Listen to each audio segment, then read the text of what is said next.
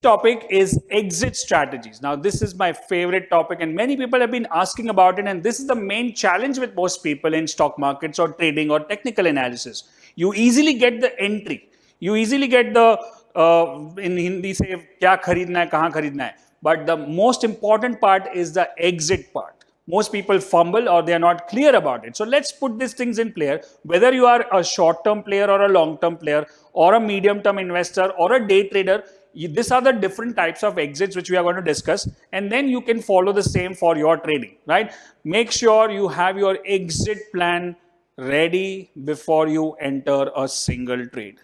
Any single trade, whether it's a long-term, short-term, medium-term, okay? So let's start with the types of exits. The first one is called initial stop loss. Initial means when you have your first stop loss. The reason why you are buying the stock is the stop loss. Like if that reason goes away, then you have to exit. The second one is called the trailing stop loss. Trailing means once you're in the money, when you're making money, how do you trail your stop loss upwards towards the target?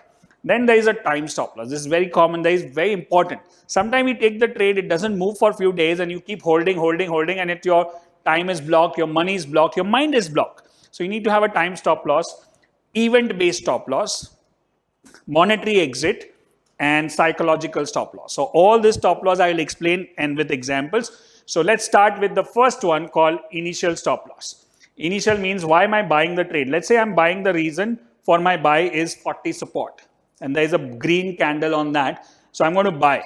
So what is my reason to buy? Because of the 40 support and because of the green candle. So my stop loss is the low of this green candle. That's my initial stop loss, right? So let's put that in buy. And that's my initial stop loss. Now, when I buy here, this is my initial stop loss. I should be ready that there should be a potential to make more money than this, which is the initial stop loss, let's say 10 bucks. So if it goes above, it can be 20, 30. So that's we call as risk reward ratio. 1:2, 1:3, 1:4, whatever it is. Like for short-term trading, it can be less. For medium to long-term trading, it can be more, like 1:5, 1:10 also. So initial stop loss is the reason for your entry. If the candle low breaks, if 40 breaks, you are out, right? So let's talk about, and then it moves up. So let's have this on the chart. Here we have the same stop loss, 40 support and a green candle. So we can have an entry here and we can have a stop loss here. That's the stop loss, and then it goes up, right? Now otherwise it would have gone down, it would have triggered your stop loss. So look at the risk reward ratio versus risk versus reward is like 1:3, 1:4. That's your initial stop loss, right? Entry. Now let's look at initial stop loss on the downside, like when you're going short in the market. So you have this one, says entry when you are at 60 resistance, you're going to short below the low of this, and that's the entry. Now what is your reason for your entry? Is this candle. So we'll put a stop loss above the high because this is the candle where RSI resisted 60. So that's my initial stop loss. And then niche, there will be on the downside, there will be a target, right? So that's why it is important to have initial stop loss very clear, that why am I buying the stock? If the reason for that stock or of the reason for that trade goes away, I need to be out of the trade. So that's my entry, stop loss, and then it goes down towards the drain. So let's talk about this. This is called as initial stop loss. Like now talk about trailing stop loss. Trailing means when you make money. Once the market says you are right, then you need to change your stop loss. So let's take an example again. We bought and then it goes up. That's your initial stop loss. Now market says you are right. You change your stop loss to trailing stop loss, last candle low. Then it says one more, trailing stop loss number 2. So earlier my stop loss is here, then second here, then third here. So I'm protecting my profit. Now market says you are right. You are making money. So why should you lose money and hold on for such a big fall? So you'll keep changing the stop loss upwards to take the maximum out of this. Trailing stop loss number 3, trailing stop loss number 4, and that gets triggered. So that's how I'm protecting it. Now, it depends on if you are especially into day trading or short-term trading, you can trail your stop loss this tight, like every candle. If you are like a medium-term investor, you can even have a stop loss 3 candles, the last 3-day low or something, what we call it. The rule of 3, which is also very popular. So this is called trailing stop loss, right? So let's look at more examples on this as we go ahead. Now, this is the real example. Let's say there's a breakout. You buy and your stop loss, right? That's your initial stop loss. Then it goes up, trailing stop loss 1, trailing stop loss 2, trailing stop loss 3, and that gets triggered. So you protected and you made money. Now remember, every time remember that you are never going to sell at the top. You never know it is the top, right? So you'll have to keep continuing. That's called trend following, right? And I think that only way to make big money is trend following. Now let's talk about the stop loss buy on the short side.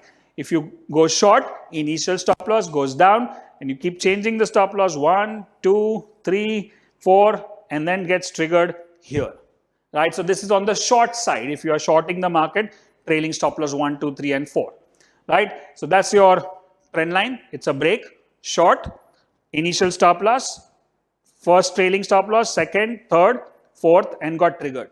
So that's how you protect your profits in a downtrend when you are short in the market. So now we understood initial stop loss, we understood trailing stop loss. So let's talk about time-based stop loss. Now time is very important, especially when you're trading futures, or especially even when you're trading options. You are bought for a reason, but the market does not move for 5, 6, 7 days. That means you are locking your capital, locking your mind, and other opportunities also missed out. So I can say that, okay, I'm buying this. Let's take an example here. See this one. Keeps moving sideways. Keeps moving sideways and ultimately actually breaks when you take a support at 40. So I can have a stop loss of five candles. I follow this 5 to 6 candles. If it does not move for the 5 to 6 candles, let's say I'm taking on an hourly, then 5, 6 candles. If I'm taking on a daily, 5, 6 candles. On a weekly, 5, 6 candles, depending on that time frame. So once it does not move for that much period, I'll get out. Neither the stop loss is triggered, neither the target is met, but I'm wasting my time because it's supposed to be a momentum trade. I want to shift to other positions, other trades, right? So that's your time stop loss. You can take a standard rule of 5 to 6 candles, right? Next comes event-based stop loss. There are so many events, and there's something called as minor and major events, or major and minor events. So let's say there's an event like budget tomorrow, or an election result, or a major announcement, or a Fed meet. So let's talk about the major events. What are the major events? Budget, elections, global events like Brexit, or something like COVID which happened, and surgical strikes, or war, or lockdown announcements. All these are major events. So should I carry forward my position on a major event? It doesn't matter whether I'm making profit or my stop loss is not triggered. Just because there is an event, I want to get out, right? So that I'm protecting if the event goes in the other direction. And some of them are announced in events. Like I know budget is on this day. I know election on this day. Some of the things are natural, or a war or a strike is not known in advance, or natural calamity. Then you can't do anything about it. But at least when I know there's an event coming up, I need to prepare for it. Right? Ideally, I would not have any positions on event, or I will have a hedged position with options, or I will have only options position so I don't lose much money, right? So that's the major event. And let's look at the minor events: quarterly results, monetary policy, IIP data, Fed meets, government announcement. All these are minor events which keep happening every 2-3 months. So how do you differentiate between major and minor? Major is something which happens once in a while, which is rare. Minor keeps happening every 2-3 months. You get quarterly results. So if I'm holding a position in an XYZ stock and the result is coming up tomorrow, quarterly, then I have to tighten my stop loss. I have to change my stop loss. I can exit, right? So that's called event-based stop loss, right? Monetary exits. Now this is also very common, especially when it comes to short-term trading. What is monetary exit? Is either you take a daily target, weekly target, or monthly target. So let's take, okay, my daily target is 10,000 bucks, I'll exit. Doesn't matter the target or the support or the resistance. I made 10,000, I'll get out. Or 20,000 or 50,000, whatever it is. Or the weekly target. Okay, I trade for 2-3 days and I said, okay, I achieved my target, 50,000, 1 lakh, whatever it is. And I'll say, okay, now I'm not waiting for the support or the resistance or the candle pattern or something like that. Or the monthly target is also the same, right? So one is the monetary targets in terms of period, which is daily, weekly, monthly, or it can be on the period on the basis of fixed percentage move. Like I get intraday, if I get 1 or 2%, I'm out. On a swing trade, I get 4 to 5%, I'm out. On a positional trade, if I get 10 to 15%, I'm out. That is a monetary target. Or it can be number of points. Like say Bank Nifty, I get 200 points, I'm out. 500 points, I'm out. Or I get 10 rupees in Tata Motors, I'm out. So either point wise or percentage wise, you decide. Or it can be like a partial, like ideally what we do is, when you have a positional trade, and I know that can go a long way, but I will book say 25% of my position at 10% profit.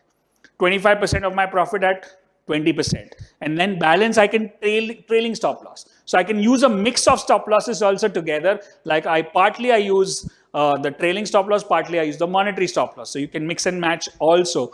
So this is my monetary stop loss method of doing this. And of course, there is a psychological stop loss. Like suppose you have a good position going on or you're trading well, but there's some issue in the family, like you have someone not well or medically sick, or something has happened in your family, some kind of fight or argument, or you're not in the best of your mood, or you are not well. When you see, trading is mind game, right? So if you are not 100% on your mind, they're not fit to trade. Like for in cricket, let's say there is a small injury on one finger, let's say of Virat Kohli, and then he says unfit to play. Now, trading is a mind game. If your mind is somewhere else for financial loss, emotional loss, relationship loss, or a person loss, or the health loss, then you're not fit to play. So I'll say, okay, I'll exit all my positions and take a break and then come back. Or it can be other way also. You're very happy, or you're going for a long trip or a travel trip, and you say, okay, I'm going out for 5 days. I don't want to take any positions, carry forward any positions. I just exit all positions and then enjoy the vacation and come back and then take the positions. So that's a psychological stop loss, right? So I hope you enjoyed all these types of stop losses: initial stop loss, trailing stop loss, time stop loss, monetary stop loss, event-based stop loss, and psychological stop loss.